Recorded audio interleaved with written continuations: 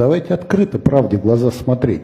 Мигрант сегодня работает на 50% больше россиянина и получает на 30% меньше. То есть давайте примем решение, без мигрантов будем работать. Тогда давайте мы зарплату, средняя зарплата по стране сегодня 50 с лишним тысяч, а у строителей 40 с лишним. Давайте доведем зарплату до средней как минимум, а если хотим привлечь в эту область, увеличим тогда зарплату. Давайте повышать производительность труда, это системные вложения, и этим надо заниматься. Это все в наших с вами руках.